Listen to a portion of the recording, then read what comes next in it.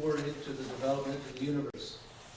Whether individual or collective, we need to let things be different. Deep interiority is about awakening our hearts. It enables us to discover the truth of meaning in our individual lives. It empowers us to discover our hidden selves, our deep purpose. In responding to our deep allurements, we meet the challenges of responsible self-determination and compassionate self-expression.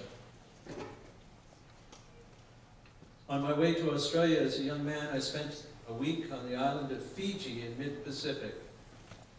In a time of introversion, I had a profound revelation. It was like a voice somewhere inside me that said, "Make your life an adventure of love."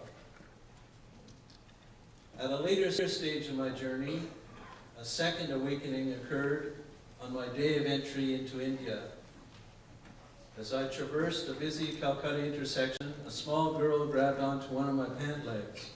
She clutched my shin and stared up with wide eyes to catch my terrified gaze.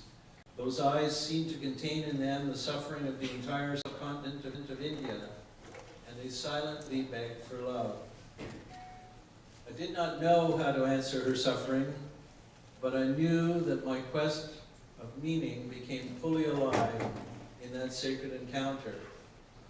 Days later in Nepal, as I watched the sunrise over Mount Everest, I felt at a loss to reconcile the stark contrast of the mountain grandeur with the squalor of the urban ghettos I had just visited. As the morning sunlight slid down the snowy Himalayan slopes and floodlit the lower valleys, I felt the presence of the young girl in Calcutta whose sorrowful eyes had invited me to discover what it means to be authentically human. What came to mind was Mahatma Gandhi's suggestion that we envision the face of the poorest and the weakest person whom we have ever seen and reflect whether the next step we take in life will help that person restore control over his or her own destiny. That little girl represented such for me, and ironically, it was she who helped me get control over my destiny. The encounter at the Calcutta intersection made me realize that compassion puts first those that society puts last. I think of that anonymous child in Calcutta with profound gratitude and thank her for being the teacher of my heart. 2 days before his assassination, Malcolm X said this in an interview: "I realized racism isn't just a black and white problem.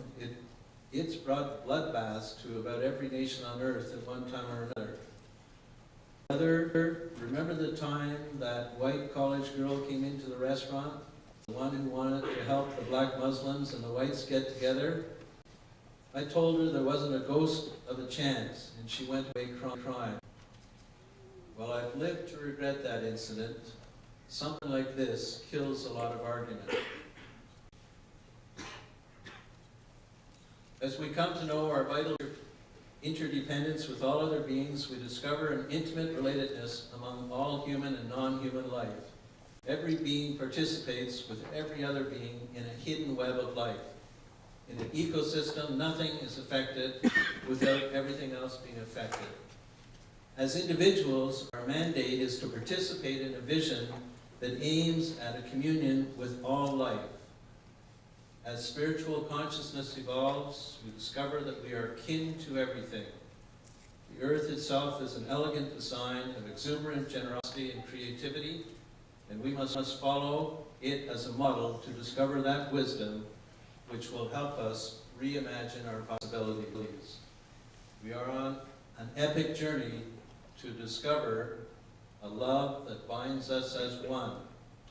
Solidarity weaves together human solitude. The building of solidarity entails an enrichment of diversification. The image of the world as a melting pot of differences is completely inadequate. More appropriate would be the image of a mosaic, differences woven together, accentuating one another, not melted down.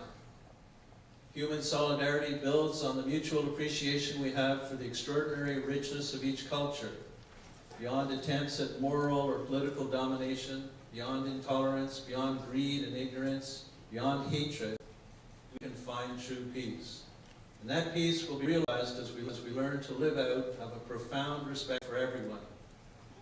As we hold the tension of our differences, we will learn to share our questions and insights and to listen to one another. Author Stephen Covey writes, empathetic listening gets inside another person's frame of reference. You look out through it. You see the world the way they see the world. You understand their paradigm. You understand how they feel. You're focused on receiving the deep communication of another human soul. Close quotes. Through deep intercultural communication, we can discover our common human aspiration and a universal wisdom to guide us into the freedom for which we all hunger. While we need to defend certain values, protect cultural identity, we also need to have an openness to others, an openness to emerging questions and emerging insights, and an openness to what has not yet come into human consciousness.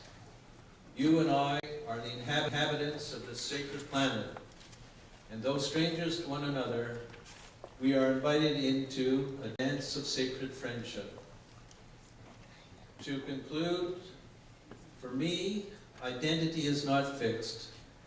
It evolves out of the questions I continue to ask about who I am, where I belong, what matters most to me, what are my deepest meanings and values. My present answers to life are resting places, not nesting places. New questions about value and meaning are emerging as I journey. Malcolm X was known to rearrange his thinking and toss aside some of his previous conclusions.